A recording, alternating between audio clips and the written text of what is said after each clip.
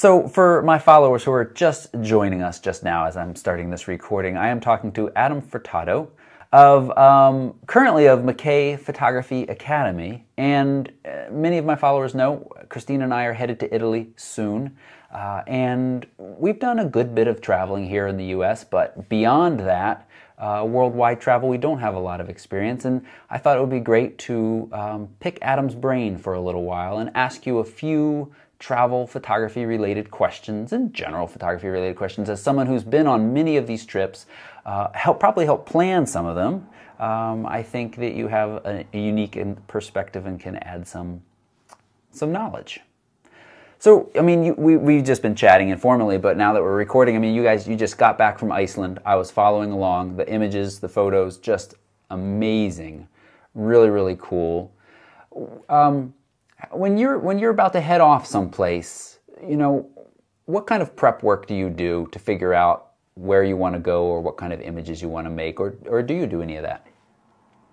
Well, it's interesting because there's kind of a two-part thing to that, right? Where there's doing work for yourself, and then there's doing work with the Academy. So David McKay and Ali McKay, the founders of McKay Photography Academy, they pretty much do most of the research as far as what are some of the main locations that we want to cover and go to. And once they start planning that and kind of putting that together, we actually admittedly do work with a travel agent who kind of helps us along with a few things. She's very well traveled, so we kind of pick her brain a little bit on as logistics go, because you know, many of these trips have hiccups with drivers and just different things getting around the country. But once we kind of have a feel for what we think we might be doing, we do sit down as a team and kind of go over it and plan logistically what's going on. In fact, Nick Sharples, who does our video production work, is our logistics manager and handles a lot of that. But, you know, collectively as artists, we do try and talk to one another and scout locations through Google and things like that to figure out maybe some great places that we can go and view.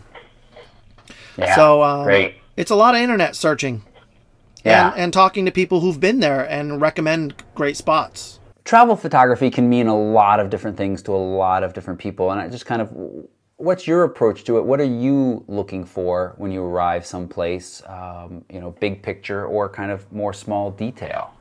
Yeah, this is a great question, and when you had posed this in general, it took me a minute to kind of think about it. You know, I've gotten a chance to travel to a lot of different places over the past year and a half or 2 years now. And even in my my military career, I had done quite a bit of traveling to Asia and things like that. And as a photographer, I think that what I find most of the time is that I get so caught up in getting the picture that I forget to take a moment to reflect on where I am. And so, lately, the past several trips, in fact, I have been more conscious and more aware of enjoying the experience. I think that for anyone who enjoys or wants to get into travel photography, one of the biggest things is emotion in your images. And we talk about this in our Finding Your Voice speech that we do. You know, it's one thing to have technical savvy. It's another thing to have emotional impact in your images. Sure. And one of the greatest ways to get emotion in your photographs is to take in the experience where you are. You know, we're going to be going to Italy. You know, take a moment to have a cup of cappuccino, sit at a cafe and watch how the locals work and interact with one another. It's completely different than how we are here in the US. So what I like to do is get comfortable with my surroundings before I kind of just hit it hard and get that feel for where I am. And once I kind of have this feeling, then I'll go out and begin exploring. And again, I'm trying to use that atmosphere to help me emotionally create an image that I think is beautiful. And it's also one of the reasons why we get to a location 2 days prior to the event even starting, because we want that time to depress from the long travel, as well as a time to kind of get a feel for what we're about to encounter while we're there. Yeah. That sounds good. You mentioned a military background. Were you involved in photography when you were in the military? No, this is pretty interesting because I was not involved in photography. And what's sad about that story is that I was stationed in Hawaii for a better part of my military career before getting out. And I mean, what better place to take pictures than Hawaii, right? You live in there, but I knew nothing about photography. So in fact, I look back at my images from those times, and they're horrible. I can't stand the pictures that I've taken. I was like, this is all garbage. I need to scrap all of this stuff and go back and start over. So no, I was not doing photography, and I'm not happy with what I got. Yeah. Well, they're memories still, even if they're not, not at the level that you're producing now. Yeah. No, absolutely. Yeah. So that's the only thing that has kept me from keeping them. Yeah. It's a good question. Well, people are always curious. I don't think it matters. Well, I don't think it ever really mattered, but it matters less and less these days. But what kind of gear do you bring along with you? And especially when we're talking about travel photography, how do you balance that, not carrying around everything in the kitchen sink and getting the shots that you want? Yeah, this is a fantastic question, because this was definitely something that I struggled with in the very beginning, was carrying too much gear and then getting out there and realizing like I didn't need half of the stuff. In fact, we are going to Italy here upcoming, and Italy was one of the first photo tours that we had done internationally. We had done plenty domestically, so I was still dealing with travel issues, here in the States, but traveling internationally is a whole nother animal. So scaling back your gear is definitely an art. There is an art to getting it right. In fact, I went to Iceland, and I didn't take enough gear. I scaled it back so far that I ended up running out of clothes halfway through and was washing stuff in the sink. So, there is that fine balance. Cards. What's that? Better clothes than memory cards, maybe? Yeah, exactly. I didn't run out of memory cards, that's for sure. But as far as gear goes, I like to travel with the Canon 6D. I'm a Canon shooter, first off, and that happened purely on default because my wife actually had bought me my first DSLR camera, which happened to be a Canon brand. And as you know, once you start investing in lenses, you're pretty much invested in that brand. So sure. I bought a Canon 6D because it was going to give me the full frame options that I wanted. As far as quality goes, it's a little less expensive than the Mark D series cameras. But for travel, it's a lot lighter than the Canon 5D Mark III or even 5D Mark II for that matter. Yep. So for travel and you want a full frame, the 6D is incredible. I love it. Yep. So I use that. As far as lenses go, just taking that a step further, I do travel with the 70-200 f4, not the 2.8. And again, the reason for that was strictly travel convenience. I could have went with the 2.8, but it's way more weight than the f4 is. And when you consider that you're really only losing one stop of light, it's really not that much make or break, especially when you consider that the ISO qualities in the 6D are fairly good. That would help me offset that one stop of light condition that I would need. And I'm not really shooting low aperture anyways. So f2.8 versus f4 didn't really make a difference. So that combination alone has really cut my camera bag weight down. Aside from that, got to have a wide angle. Absolutely must have in the bag. So with the wide angle and the telephoto lens, I pretty much can get the range that I like to shoot. And for anything in the middle, for that like mid-range, I do have a 24-70. I don't find that I travel with it abroad as much as I thought I would, just because again of the weight.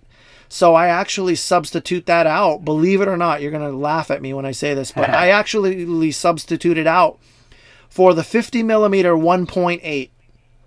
And again, that is by design, because the 51.8 or Plastic Fantastic is a relatively good lens. It's a great focal length, and because it is a plastic body, travel wise, it doesn't weigh my bag down. So what surprises people is I don't have, you know, the top of the line lenses, so to speak, but I get great quality with what I have.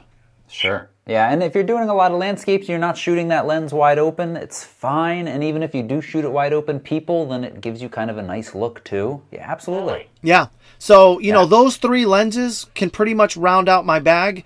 Lately, I have been traveling. I will throw like a macro in there just for a different perspective, the 100 macro.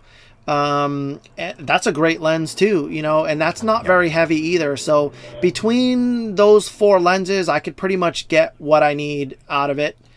And then lastly, I will carry a Canon 5D Mark II, but just as a backup camera, and it pretty much, believe it or not, it stays lock and key in the hotel, unless I need to break it out, which I've never had to do. Okay. Yeah. I'm not sure, did you say specifically what your wide angle is? It will vary between the 16-35 or 17-40. I usually like to shoot the 17-40 quite a bit. It's not as sharp as the 16-35 when you get in the corners, but I focus stack, so it doesn't really cause me that many issues. So most of the time I'll shoot the 17-40, believe it or not. Yeah. And I think I have a picture here. David sent me several pictures from the Iceland trip, and I think there's a picture of you down near the water's edge shooting, and you've got a cool filter system working there. Can you talk a little bit about that? Yeah, absolutely. This is a good. So I actually use, I just found out about this, so I got to plug it because it's really amazing. There's a case, a carrying case that I like to use for carrying my filters, and it's made by Mindshift. Huh. Oh yeah, I know of that. It is phenomenal. Okay, if you just Google search Mindshift filter holder, you'll find it. It's got a spot to hold 6 of the square kind of glass filters, and then it has another spot to hold 6 of the round kind of screw-on filters. It even has little pockets for you to put, you know, the extra screws and other little things for your filter holders and whatnot in there. It's phenomenal. My favorite feature about it is that I can take it out of my camera bag. It's everything that I do is very modular, and we'll probably talk a little bit about that. But you can take it out of the camera bag and actually clip it around your tripod, so it hangs in front of your tripod while you're working. So as I need to switch out filters, I'm not constantly going in and out of my bag. My filters are right there on my tripod waiting. So you got to check that out. If you're looking for a good filter holder, that's the way to go. As far as filters go, I mainly use the Lee filter system.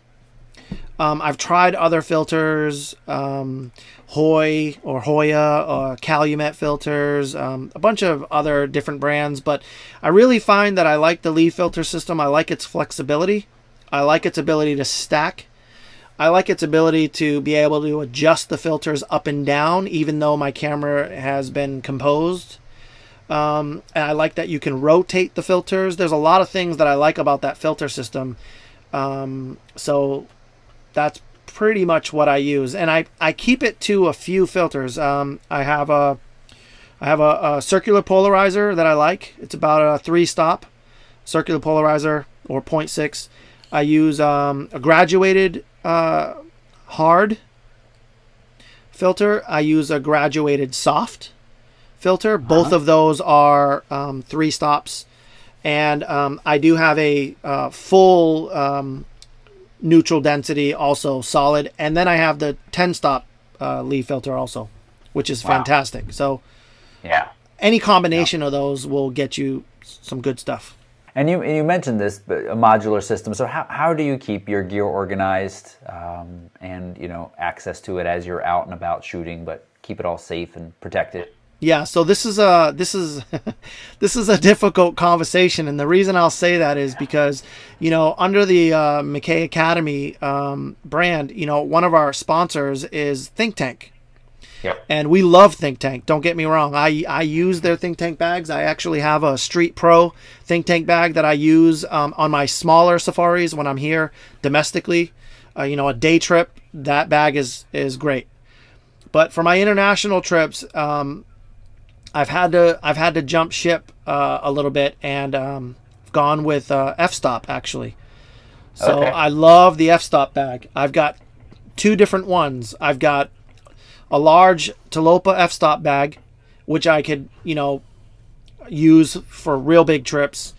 But I also have a smaller f-stop bag, which is part of their Mountain Series packs, which actually looks like a regular old backpack. And I actually use that backpack a lot even when I'm not doing photography stuff, because what's great about the f-stop bags is you can take the inserts out. Do you know much about the f-stop bags? Have you seen them? No, I don't. I know of them, but I have not spent much time with them. So the way they work is you buy the main pack, right? Whatever size or whatever configuration of type of pack that you want. Now, usually when you buy a camera bag, when you open the camera bag, it's got all these little inserts and things that you can, you know, manipulate to hold the gear the way you want. Well, the way the f-stop bags work is you buy what's called an ICU unit, or an internal compartmental unit. And this ICU unit can actually be removed from the pack itself. You could take it completely out. What's great about that is you can actually buy these ICU units in different sizes. So you can buy a small, a medium, or a large, depending on what you need to pack for. So I actually happen to have a small, a medium, and a large. Well, what this allows me to do is this really allows me to be flexible with my bags. So, like I said, I could use that little tiny backpack as a regular backpack. Throw my laptop and iPad in there, throw a couple of clothes, and go out for a vacation on a weekend, totally non-photography related. Sure. Or I can put the small ICU unit in there with a, you know, little hybrid point and shoot camera, or micro four thirds or something like that, or even a small DSLR and 1 or 2 lenses or something, and head out the door and be good. Or I can go with the larger f-stop bag, which I have, and I can throw in a large ICU unit, and I can pack all my DSLR stuff, all of my lenses and everything, and even throw in the top of the pack some personal gear, like some gloves or a beanie or a sweatshirt or whatever. So the bags are really, really modular and allow you a ton of flexibility. And that's actually how I've been able to get through some of these international trips without feeling like I need to carry a lot of gear. And I imagine really comfortable. And you know, you when you head out for the day, when you're traveling, you take the smaller backpack-like bag with you with your gear in it? Yeah, so imagine this, okay? So what I've got is a large duffel bag, which I'll pack all my clothes in. Oh. And inside that large duffel bag, I can put my tripod in there, and I can put a small ICU unit in there, okay? And I don't have to put anything in the ICU unit at all as far as camera gear goes, because I'm actually going to carry my camera gear onto the plane with me, and I'll talk about that in a second. But what I do is I put the small ICU unit in my duffel bag along with my clothes and other travel stuff that I need. And if I need the space, I can throw, you know, some socks or whatever inside the ICU unit and make sure the space is being utilized. But that small ICU unit is not really going to come into play until I get to Italy. So once I get to the airport, I check that duffel bag in, and I don't have to carry it anymore.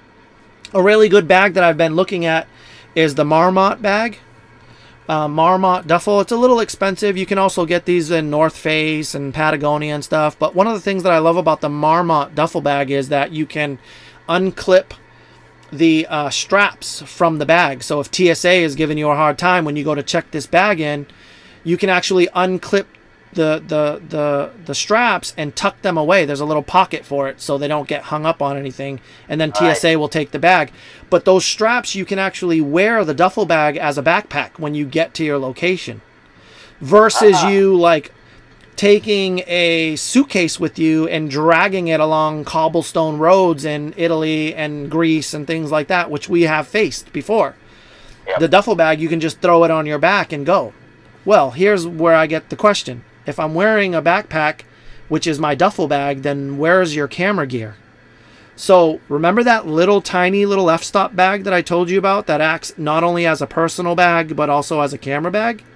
Yes. Well, what I'll do is I'll use that little bag as my personal item, which just has, you know, snacks and, you know, a little sweatshirt in there and my laptop and things like that. I'll put my personal items in there when I travel. And then I just carry the large ICU unit, only just the ICU unit. You can actually attach a strap to it and like throw it over your shoulder. And what I do is I put all of my camera gear inside of that large ICU unit. And I just carry it on my shoulder along with my personal duffel bag. So once I check my duffel at the gate, I go, you know, catch the plane with a personal backpack and this ICU unit, which has all my camera gear in it. Now, once I get to Italy, I take that small little ICU unit out of the duffel bag and I stick it in my backpack. And my personal backpack turns into a day pack. So now I can just put the little camera gear in there that I need to go out and shoot Italy for the day. And this large ICU unit will stay locked up inside my suitcase back at the hotel. So if I don't decide to take all of my lenses with me or whatever, because usually you're not going to want to do that. Really, all you want to do once you get on location is you just want to carry your camera, you know, maybe on a sling strap, which is what I like. And then I've got a couple batteries, some memory cards, you know, 1 or 2 extra lenses in my pack. And so I'm comfortable. I'm not carrying all my stuff. My shoulders aren't bogged down, and I can just go. Yeah. Yep. So those ICU units, they come in really handy. A small one and a large one, you can get through. Duffel bag, day pack. It's all modular, so you can use it in a lot of different ways. As I'm looking at the website, is that the large from the Pro series or the large from the LT series or the Slope series? So that's a good question. The medium ICU unit, I actually have the Slope. But that was just because it came with the large Talopa bag that I bought. It was like a promotion they were having.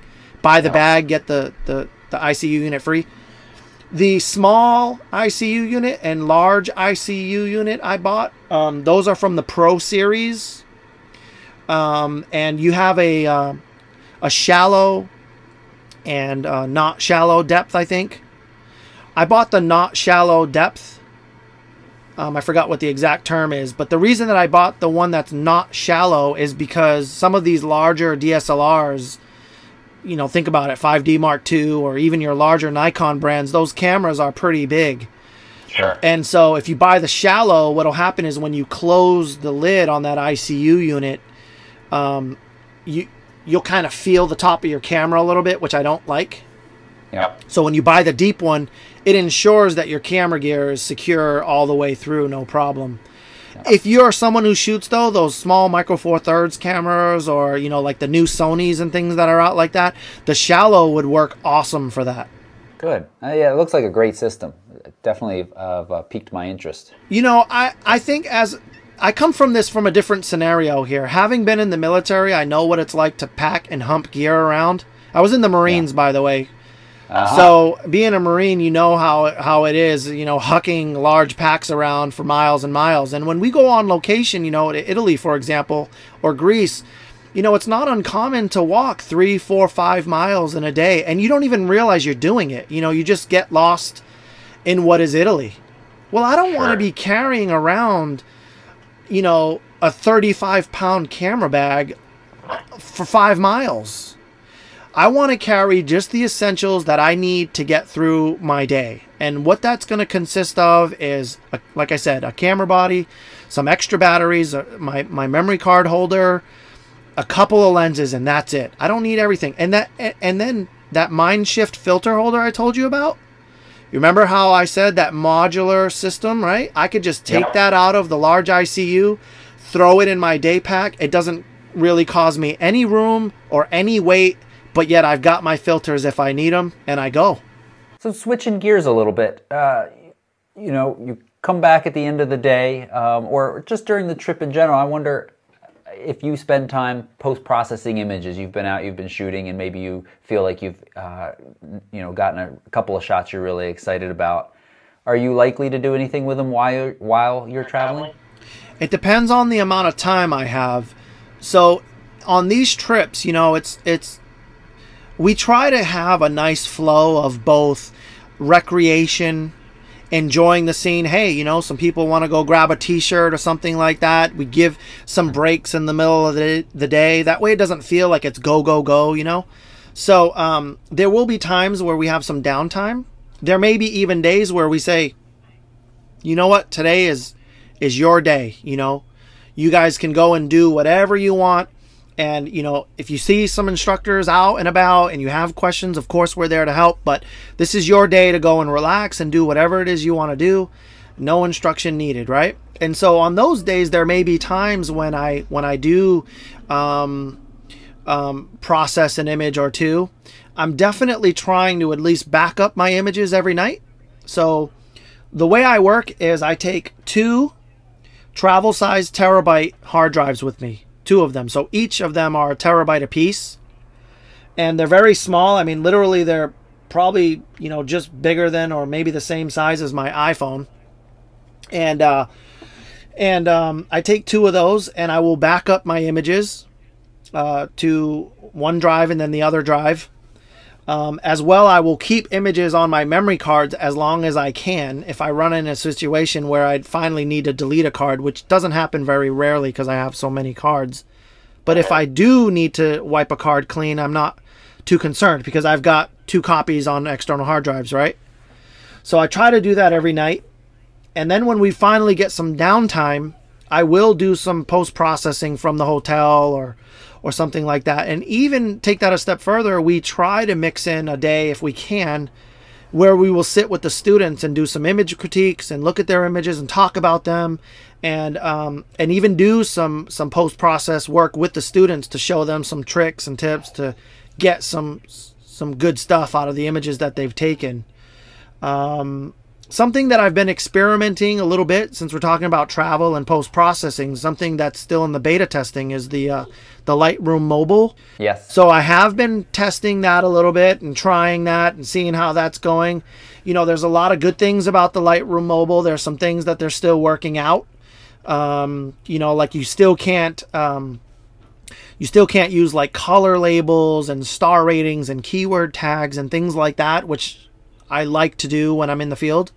Because it makes my workflow when I get home that much easier. But I will do some post-processing when I have time, and even on the bus sometimes I'll throw an image into Lightroom Mobile and do some corrections on it and just see what I get. And this might be a great place to mention that for folks who are looking for help with Photoshop and Lightroom and post-processing, you provide that. Can you tell us a little bit more about that? Yeah, so this is kind of interesting because most people that teach Photoshop or Lightroom or even Photoshop Elements for a lot of the amateur users. In fact, I recommend Photoshop Elements to a lot of the amateur market. I get this question all the time. I'm just starting to learn how to use my DSLR camera. I'm like barely getting through manual settings, but I want to do something. I need a platform to organize my images and edit my images. And so I usually recommend to those students to start with Photoshop Elements. And there aren't a lot of people catering to the education behind Photoshop Elements, which is kind of sad. And most people that do teach, or educators that do teach, will be teaching Lightroom and Photoshop. And a lot of times they do it in this live, large group settings, right? You know, think about Photoshop World or Creative Live or things like that. So I took a different approach on this. I've actually started a one-on-one Photoshop mentoring program where I work with students using something like GoToMeeting or WebEx. So they're all online. I have students all over the United States. In fact, I've recently gone global with a student in Singapore, if you can believe that. In fact, I've got a class with her later this evening. So I've got students all over the world, I guess you could say. Yeah.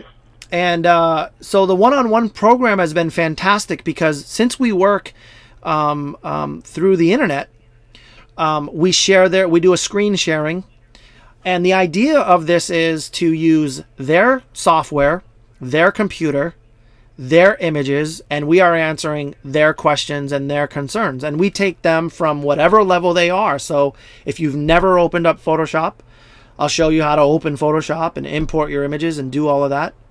All the way up to the more advanced photographer who's just looking for some new tricks and tips on how to get the most out of their images. Or maybe they need help with their workflow. They're struggling with things like that and they need to clean that up. So the one-on-one mentorship really allows for this to be targeted specific to the student.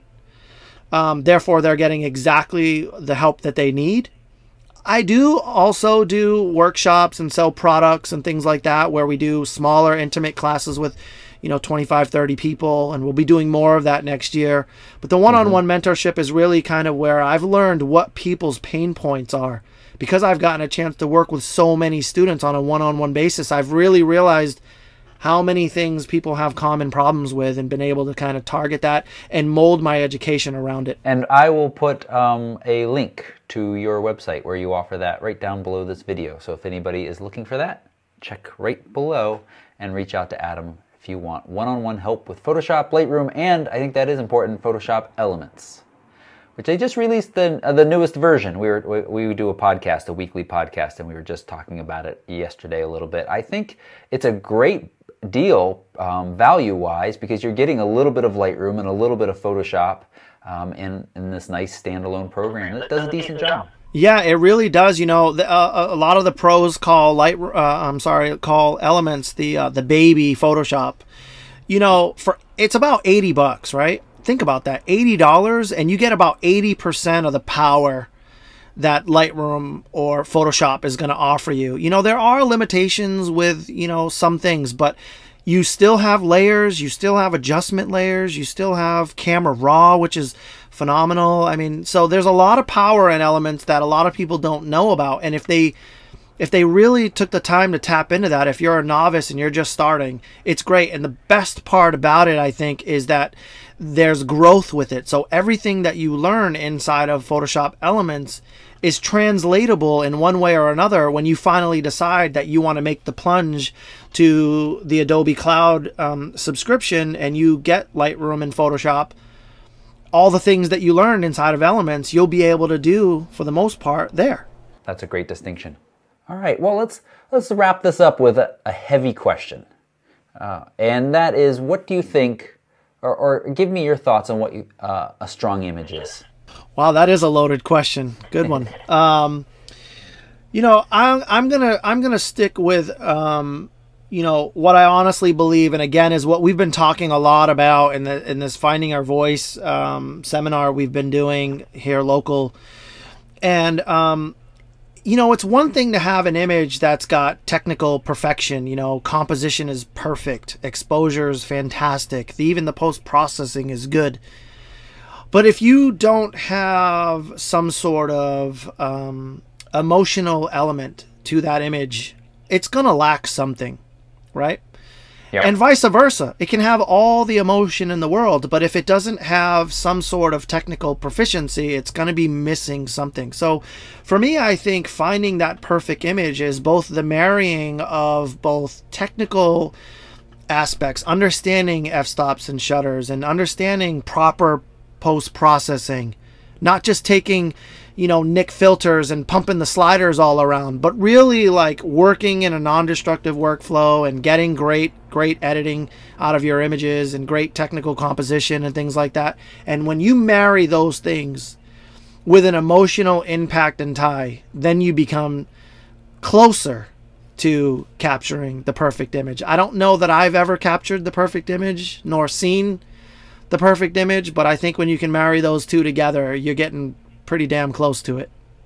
Yeah, I think that's great. I think that's well said, and we've talked in very similar ways in our weekly image critique about wanting to walk that balance between finding a kind of your hitting all of the rules of photography, and you can certainly break some, but marrying that with getting some kind of emotional connection to your viewers as well. Yeah. Nice. You know, there are people like me who come from an artist background who get the art of it, but don't understand the technical side. And then there's other people who've got this engineer mind who get the numbers, but it takes both to make it perfect. Great. Well, is there any last bits of advice you want to share with us? I mean, I think this has been a fantastic conversation and with so much that folks can walk away from. But here's your chance to say any last words. Well, first I want to thank, you know, yourself and your wife and Toby Rec for, you know, inviting me onto the program to sit and talk with you guys. I love to talk shop, you know, whenever I can. If you can't tell, sometimes I like to ramble on. But, you know, I love photography. I haven't been doing it for very long, but I get a chance to kind of teach all over the U.S., all over the world now, and it's something that we love to do. And, you know, with that said, you know, we have a great team. I love the fact that you're coming on board. We've got other great instructors. This is a fantastic thing. You know, not only check out my website, but be sure to check out McKay Photography Academy and see what we're up to. You know, I'm usually always on the trip, so if you resonating with me, you know, you get to come and hang out with me or the rest of the staff. David and Allie are master photographers, have lots and lots of stuff to share, and we're all very personable, cool people. So, you know, I just hope that people will connect with us. You know, you can find me on Facebook, Adam Furtado Photography. You know, I'm always trying to engage with students there. So, yeah, I'd just love to engage and interact with people. So just keep in touch with us. Great. Thank you, Adam. Thank you so much. And I'm sure that we'll be hearing more from you, especially when in Italy. I'm sure I'll be grabbing you for some sound bites and sharing some images and some of your work from time to time. I can't wait, man. It's going to be great. So I'm looking forward to I'll be seeing you very shortly, man. It's going to be fantastic. Yep. All right. Thanks so much, Adam. Thank you. Take care. You got it. Bye-bye. Bye.